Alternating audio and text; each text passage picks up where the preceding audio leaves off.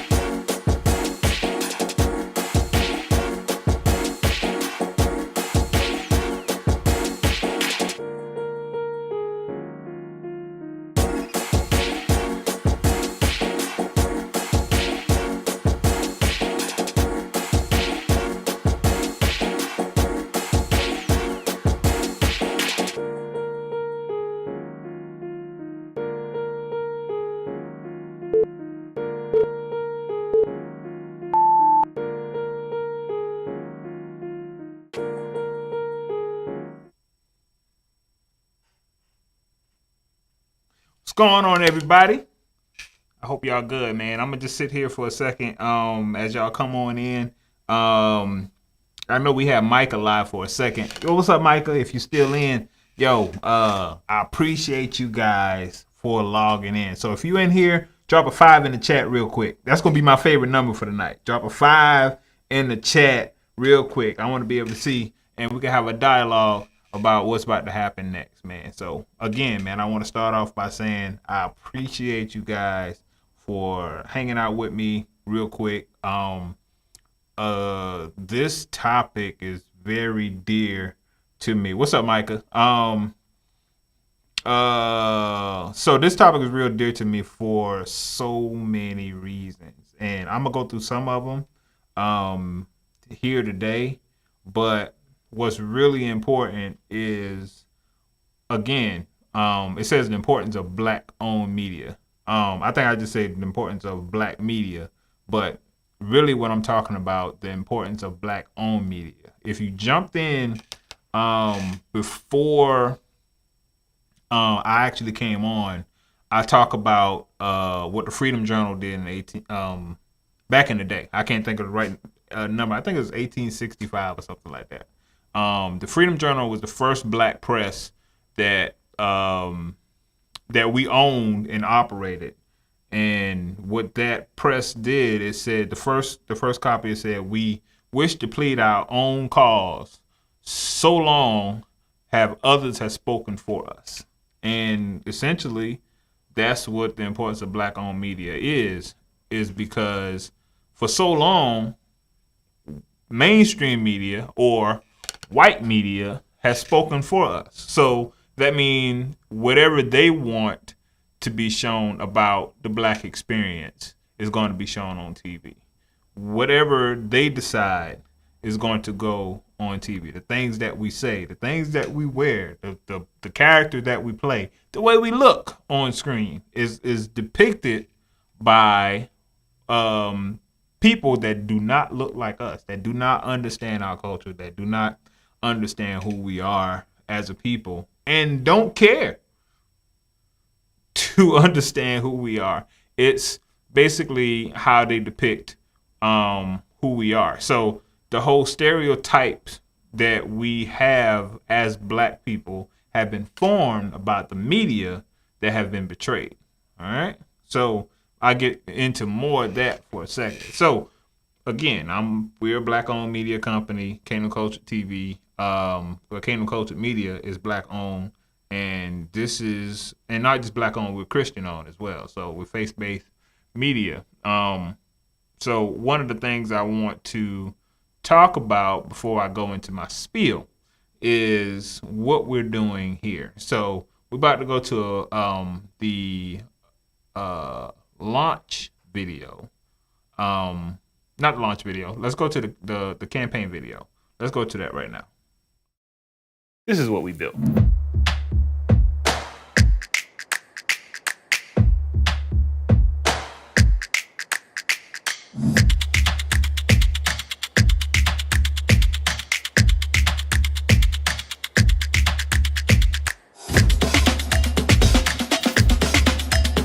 Everything. Literally everything you see here. And let me show you just a little bit more. Welcome to Kingdom Culture Studios.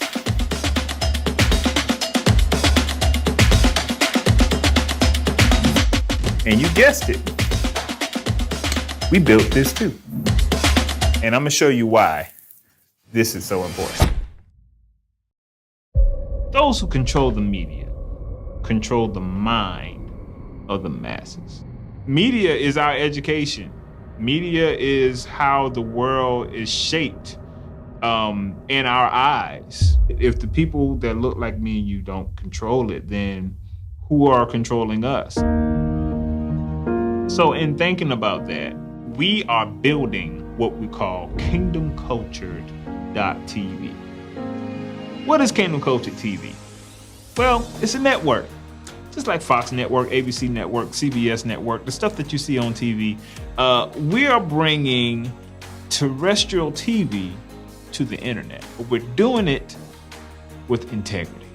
We're a faith-based organization, so we are going to uphold standards that represent everyone well. We are building a platform where people that share our same ideals, share our same experiences, share everything that we would like to see in film. We're now providing a platform for that can happen. Not only going to be entertaining, but it's going to be educational as well, because it's going to bring up different points of views and different expertise in some of the subjects that we should talk about in our communities. That's what Black-owned networks have done in the past, and we're just really trying to bring that back. What we're building here, it's not your typical Christian network. Because when you think about Christian network, first thing you think about is a network that's playing sermons all day. You know, that's not what we're doing here. Ministry is happening, but what we're doing by educating. When you don't vote, then you don't get what you need on the agenda for those municipalities. Yeah. Because they believe, I'm gonna call it what it is, when the community is silent, they get silent treatment. Right. Entertaining. God bless you. God bless you. God bless you. That's how they insult to the country. God bless you. Big Mighty God did it again. You woke up on the right side of the dirt, so let's give God a praise. This is John Lincoln and Friends. Movies. As soon as I get my legs stripped back, I'm out, all right? And you and your God can have this place to yourself. You know, Coach, I'm the coach. You know what coach I'm talking about. The one that sits high and looks low. I had a good time too. You're a pretty funny guy. And TV shows. Of couples state that, you know what, it's so much going on, and by the time we get home and get the kids settled and this, we're so exhausted that we just don't even have time for each other. Set aside some time. Put it on your calendar. At 7:00 p.m., we're having dinner in the bedroom. Or you can come out in your little sexy dress, whatever you feel. You know, fix yourself up. Do what you have to do for your spouse. Because when you got married and decided to have children, the children were not to take the place of your spouse. So, come along. Nah, for real. We friends now. Come along, ride this train. There's nothing to lose, but everything to gain. So, look, let's build this thing together. You see what we built? This is what we building. Let's build this together.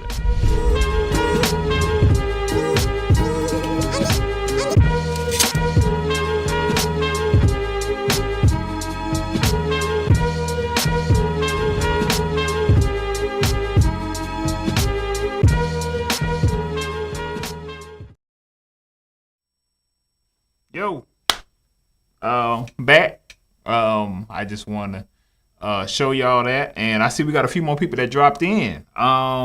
So if you dropped in just a while ago, just drop a 3 in the chat. We already did 5. Y'all, excuse me, my glasses is dirty, so let me clean these while y'all drop these 3s because I want to be able to see who's here. Holla at your boy. Holla at your boy.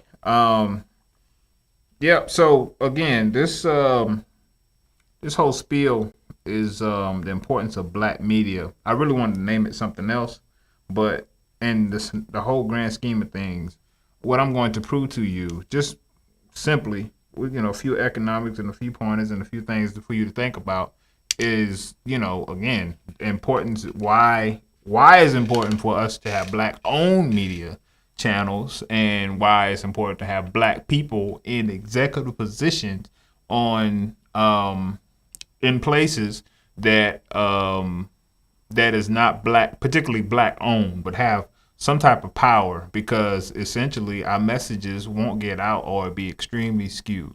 First point, the Woman King, new film that just came out with Viola Davis, and I listened to her interview on The Breakfast Club, and it's very important. She made some points that was really, really, really good, and I want to kind of iterate those points. Why it's important for us to support a film like The Woman King. Now, if you don't know anything about The Woman King, it is based off a real tribe in Africa, where the men, when we think about soldiers that fight warriors, we think about men. That's just natural order of things. But in this particular country, the men were scarce, I would use that word, and the women had to step up and fight. Now, some of you might go against that, but essentially the same thing that happened in America, if you study your history, when all the men had to go and fight war in World War I and World War II, all the women left the home and made, this is where the Industrial Revolution came in America. The women went into the plants and made the weapons that we actually used to fight these war while the men was gone. So in America, the men were scarce. So in this particular country, again, the men were scarce because of different things that was happening in that country, and the women became the warriors for that country. So that where you got here essentially. So this is neither here and there. I just wanted to kind of give you a background of the woman king. Does the woman become king? You watch the movie to find out. But at the same time, the main plot of what actually happened in this country is that the warriors were led by women, essentially so because of what was happening at that time. And they were like victorious. Like it wasn't just, women that was just standing in place of a man. They were like real warriors. But watch the film to really understand what was happening because it's based off a true story. Now, why is it important? This is based off a true story that happened many, many, many, many years ago. Now, when we were growing up, they made us believe that our culture started in slavery. Think about that. They made us really believe that our culture, everything that we do now is based off things that happened during slavery time. For an example, why we eat the food we eat. Because we couldn't afford to eat the fat of the land. We wasn't eating steak. So we eat pork. Why our food is so high seasoned is because we had to eat fatback, which is the fat of the pig. Why we made chitlins so popular. Why we put that over some rice. That was the food that we had access to, while the more affluent ate food that was better for the body, essentially. But they made us believe that our whole culture has been started from slavery time. Again, if you're still with me, drop a 4 in the chat. Again, when you read our history books, they made you believe that slavery was a trade system, which it was in a way, but that we volunteered to be slaves. Think about that. They made you believe. The history books now is teaching our kids that slavery, essentially what Kanye say, was a choice. Slavery was, again, it was a trade because essentially it's free labor. It's inhumane, but they don't teach it like that. It was an inhumane system. They teach it like it was something that was, again, we volunteered for that. We volunteered to come to this country and do what we did. But what they stripped from us is our culture coming from Africa. They did not teach us that we were kings and queens. They didn't teach us that we were warriors. Matter of fact, even when they talk about us in Africa, they made us believe that we were inferior. That they made us believe that our culture was undeveloped. That we were essentially, I'm gonna be raw with it, that essentially we were like wild monkeys in the fields, just doing any and everything, that we did not have no affluence, that we didn't have any humanity. That's the images that they show of black people. Again, in your history, if you look at the first film that was showed in the White House, it was called I gotta remember it. Nat Turner did a spin-off of it, but I can't remember the name of it. First film played in the White House. And my computer would act a little slow. What is it called? Birth of a Nation. That's it. Birth of a Nation in 1915. The Birth of a Nation was the first film that was played in the White House. And guess what? They showed black people. It was actually a recruitment tool for the KKK. it showed black people what would happen to black people once you freed them. So of course, you know, we officially was freed through the Emancipation Proclamation, but we didn't essentially know we was free until 1865. You know, once that's why we got Juneteenth. But in this film, oh, my numbers are wrong. Not 1865. That's 1619. We didn't know we was free until 1619. Y'all excuse me for that. I got a lot of numbers in my head. But this was the first film that was shown in the White House. It was a recruitment tool for the KKK, and they showed black people what they would look like if we end up getting our freedom. And they showed us as thieves, that we would essentially rape white women, right? And we would have to be punished for all the wild things freed slaves would do. So they made our face really black. That's where blackface came from. They had us in strapped clothing. So our clothing it didn't look as good as everyone else. They made us look like prisoners. Basically, freed slaves was freed prisoners, and we didn't belong to be in society because they believed that essentially we would do to them what they have done to us. That was the first film that was played in the White House. It was a recruitment tool for the KKK. Why is that important? Because we didn't control the media. We didn't control what they showed us as. So going back to The Woman King, this is essentially a film that should have been showed, that should have been in our history books, that we should have known about this tribe. We should have known about some of the things that we came from. Again, going back to Black Panther. Black Panther was extremely successful because it finally showed us in a light that we could be proud of.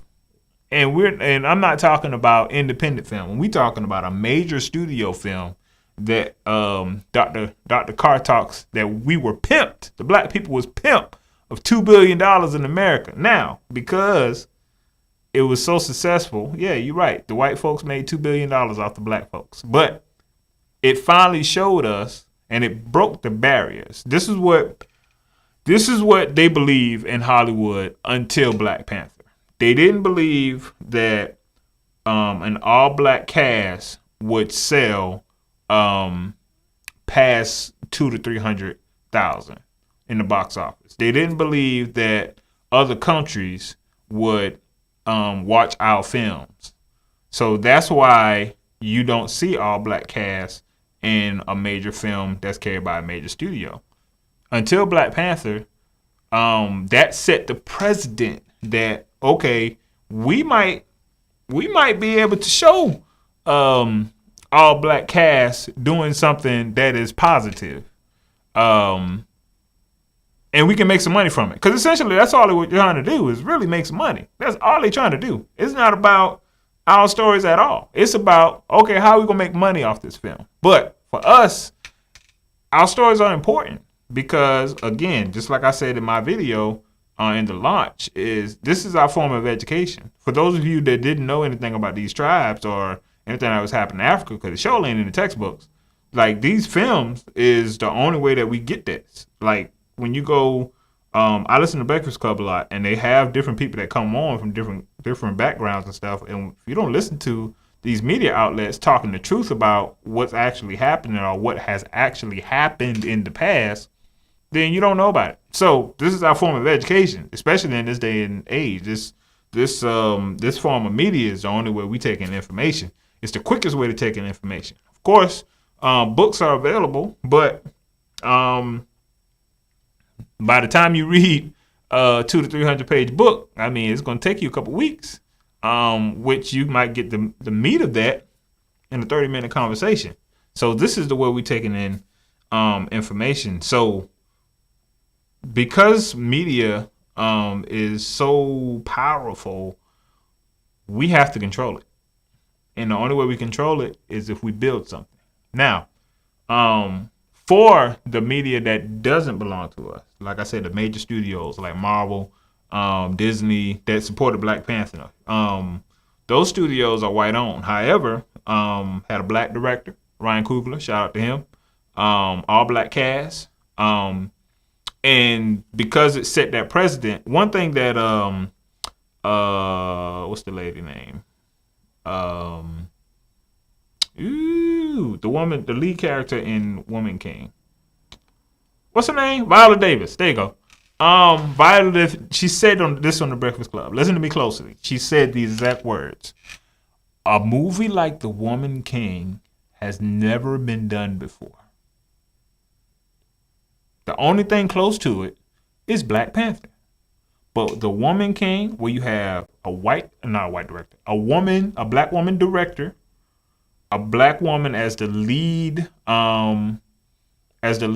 character, that is about black women, about a woman warrior group, has never been done before. So everything she had to fight for. Oh, also, this wasn't Marvel. Black Panther is a Marvel film. The Woman King is an independent black production film. So Viola Davis said it took her 7 years to even convince them to be able to even try this film. 7 years. 7 years.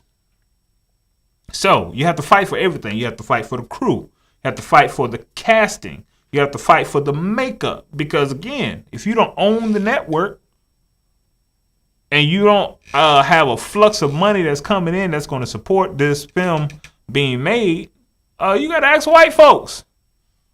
And they may say, we're not going to invest X, Y, and Z into the casting or the makeup or the catering and those kind of things, or the training. She talked about how much they had to train 7 to 8 hours a day just to try to pull something like this off. Like, somebody got to pay for that. You got to get that kind of funding from somewhere. So now that the film is made, how do people make their money? We got to go see it. So we got to support it. We got to be able to support this, because if it's not successful, young people like me who trying to make films that may be close to it or maybe enlightening, they're going to say, well, hey, the Woman King, we gave that a chance, but it didn't work out. People don't want to see it. So that means we never get our foot in the door. And then you wonder why our films don't get made. You go to a movie theater right now, they may have 8 bays of different movies that's shown. One might be by a major studio that you may be interested in. But you wonder, like, what's going on with the other 7? I ain't see a preview for this movie. I ain't see nothing about this movie. But they'll show it. Why? Because it may be something that is, easily make money. And sometimes they bomb. A lot of white films bomb. They really do. But they still make them. But black people don't get that chance. We have to be like double. We have to, like, our films have to be like 200% great. They have to like be the first independent film to make $1 billion in order for them to even try to make another one. You see how long it takes for The Woman King to be made from Black Panther? I think it's like 4 or 5 years old now. Somebody has to check that, but I think Black Panther came out like 3 or 4 years ago. If you really think about it, I know they got Black Panther 2 coming out, but it's been a while. It's been about, because it was before the pandemic. We've been in this pandemic 3 years. So Black Panther came out before the pandemic. So, I mean, see how long it took. There ain't no black films in that arena that's happening on a daily basis. But it's so many white films came out. It's a lot. You might not have heard of it, but they'll film it. I mean, it came out in 2018. Appreciate it, Jonathan.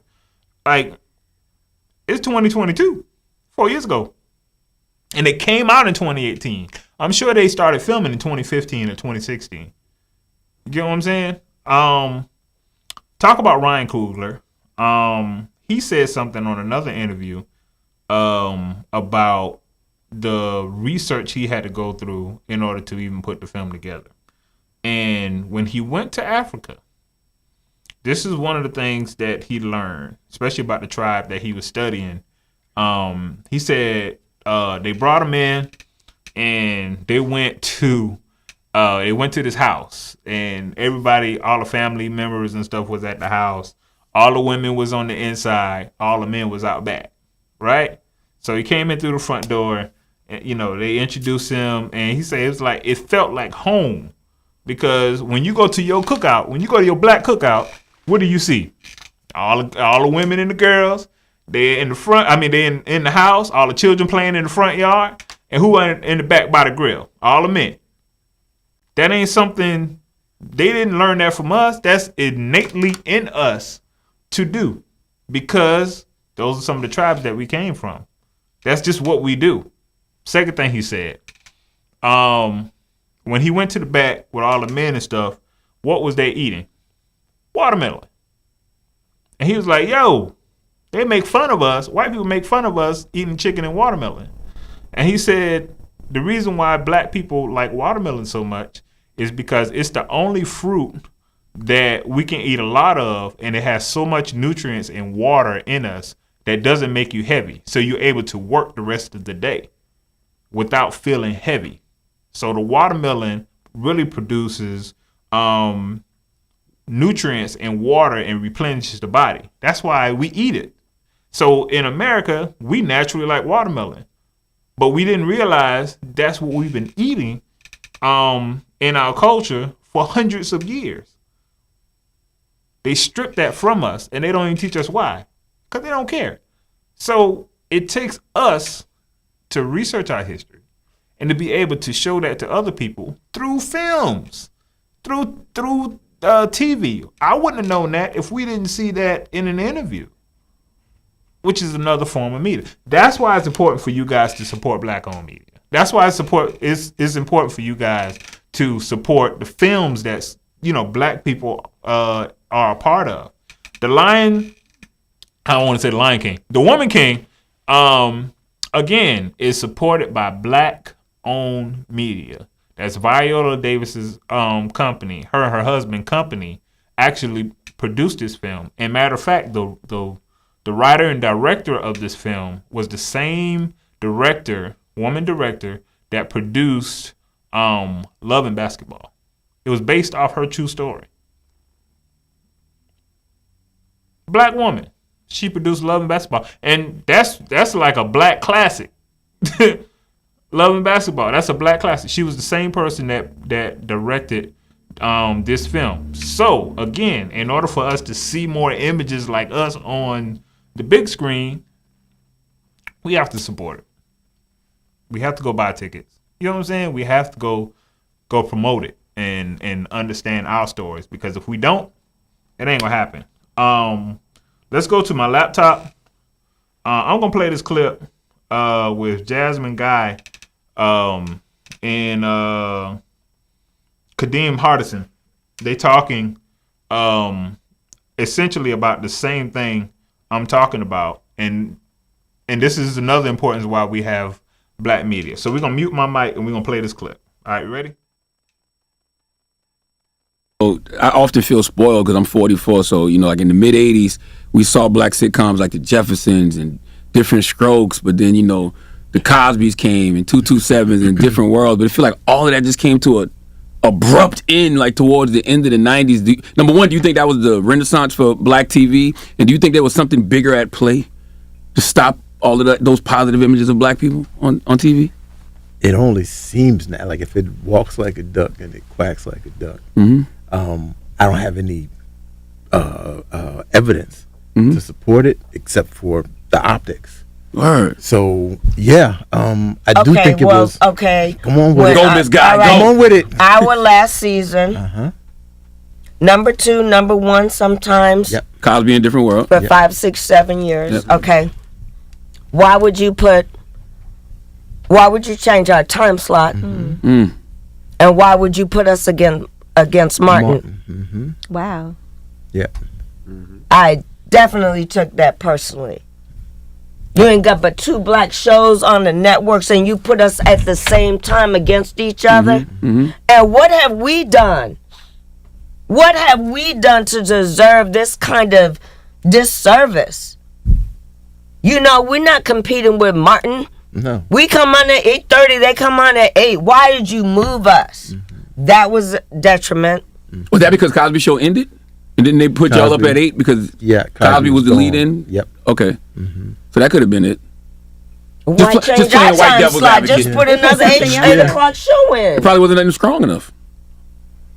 We weren't strong enough to hold another time slot. And not against Martin. Yeah. Right. I feel like we have the same audience. And so what do white people do? Divide. That's right. That's right. That's right. You got 2 hit shows. Let's put them on at this same time. They don't do that to their own shows. So yes, I do feel like it was deliberate. I feel like it was racist. I know who was running NBC at the time, and I don't feel we were respected. Because I feel like, I feel like they always said y'all came between Cosby and Cheers, and that's why you're number 2. They said that to my They face. said it to mine. You can't have no more money. I did Dennis. Dennis Miller? Yes. So what was Cheers? Was Cheers 3? I don't know. Yeah. Okay. All right. You can bring me back on, bro. All right. Let's break that down. She just said at one of the final seasons, and you can start. This is when the show started to end. Well, they said it was going to go on hiatus, but essentially they ended the show. They never brought Different World back in, but they put them in a time slot that competed with another black show. Just like you said, that's what they was doing. They divided the audience. That's divisive for black people. I mean, at that time, like I heard, like I was listening to someone did a documentary on Bill Cosby, and they were saying that literally at that time, like I don't care what you do at 8 o'clock. When the Cosbys came on, or when the Different World came on, you stopped what you're doing to make sure that you was home to watch these shows, because you didn't see us on TV. But now, Cosby did build that avenue for black people to be on TV. Now he got, again, the top shows in TV history at that time was The Cosby and Different World. Like, they didn't compete against anybody else. But now you have Martin that's coming on. I think Martin was on Fox. So now you got them they moved the time slot. So now the black audience is divided. So now when the numbers come back, it was like, hey, you losing views. But it's only like that because, you only have but so many black people that's watching TV at the time. But if you don't own the network, you can't control that. They also talk about how Cheers being number 3, they found out that they were making 3 and 4 times more money than the number 1 and number 2 shows. Now, again, black folks is grossing you X amount of dollars. Wouldn't you treat them the same or better than the subsequent shows? Nah, they don't do us like that. They don't. Why? Because we don't own the networks. We don't make any decisions. What they say to us, you just happy. You should be happy just to be on screen. That's what they said to us. We have to work twice as hard. And we make them so much money. So, on the flip side of that, you have black-owned networks. Now, you have black-owned TV shows, and people that is trying to do things for the culture. But the problem is, we don't support them. So, Roland Martin talks about the money pool in which black-owned networks should be getting, and one of those things are advertising. So places like McDonald's, who spend $1 billion on advertising. Who else we see? Geico spend billion. You always see a Geico commercial or Allstate. Somebody selling car insurance. Even the General, like you see them commercials all the time. But black-owned media networks don't get those slots. They don't get the first monies that comes in. We don't get that because they say we can reach the black audience through a white network.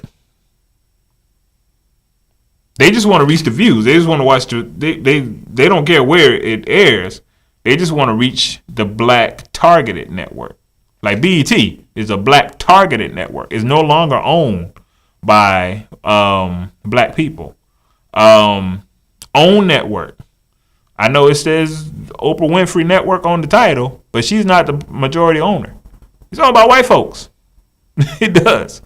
So they'll put their monies into these networks and said we still showing it to the black people, but the white folks get the money for that advertising, and they still make the decisions on the type of shows that comes on those networks. So when you see crazy things that happen on the own network, like you be like, man, who made the decision to put that show on? White folks. We don't own the network. We might have used to own it. BET. You see, BET changed a lot. Because black folks don't own it no more. So these are the things that you have to be aware of. One of the reasons why I'm building a black-owned network. I mean, I'm not the only one. Roland Martin has one called the Black Star Network. Support that. Support him. Support what he's doing. But again, just like I have the donate thing on the bottom, donate to KCTV. BuildKCTV.com. This is what I'm building. So that we can have a place where films can go. You know, it's a lot of filmmakers out here. But if you're a filmmaker, you know that it's tough putting the film together. But getting it shown is even tougher. You know, a film may go through the film festival market and it may win a few mentions here and there, and then it's on the shelf. It doesn't get played. The second tier of that, a major network, I'll pick it up. And they decided not to play it. Now they own the rights to it. They own basically everything, and they sit it on the shelf so that it won't be shown. Here's a platform that I want to build, that we are building. The team is expanding. And we are here to be able to take those films that have integral messaging, that has black people and people of color in a positive light, doing good things, doing positive things. When last time we had a show like The Cosbys or A Different World? We got Blackish and what's the Grownish? Matter of fact, was actually directly copied. Well, I won't say copied. It was inspired by those two shows. But essentially, that's all we got. I mean, even my wife and kids is not even showing no more. Fresh Prince not even showing no more. Like, we don't have anything that represent our culture in a positive light. We don't have it. It don't exist. And I mean in a positive light. You know, it doesn't exist anymore. But it shows a lot of black people. It's a lot of black actors. It's a lot of black films. A lot of that stuff is getting tabled and shelved because if we make it, it's hard for us to get it out, and when we do get it out, we don't support it. We got to support these things. So that's my rant. And again, essentially, let's support each other. And that's pretty much all I got. I'm gonna go out with the launch video again, so you to see what we're building here. And if you want to donate, BuildKCTV.com. Check it out. That's what we're building. So that's it. I appreciate you guys for watching, and share this video, like this video, and we're gonna keep going. Y'all support these films, man, for real. All right, here we go. See you later. What's going on, everybody? This is Shante Darby, and I'm really excited to sit here on the set of The Black Couch to present to you Kingdom Culture TV. What is Kingdom Culture TV? It's a network. So it's just like ABC Network, Fox Network. It's Kingdom Culture Network, kingdomculture.tv. And what we're going to bring to you is basically clean entertainment. Most of you are familiar with The Black Couch that I've been doing over the years. So it's going to be like shows like The Black Couch, shows like Food Tripping that you've seen on the Free Thinkers Network in the past.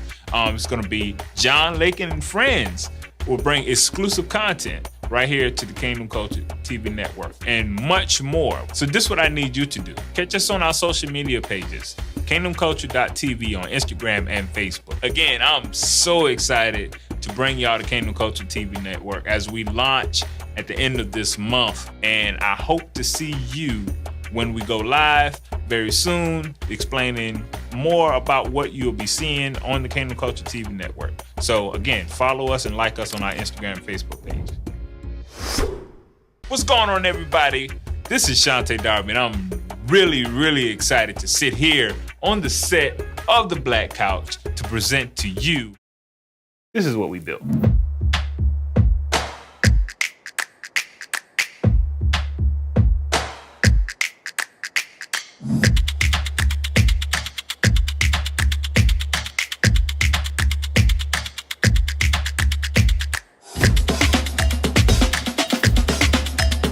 Everything, literally everything you see here. And let me show you just a little bit more. Welcome to Kingdom Culture Studios.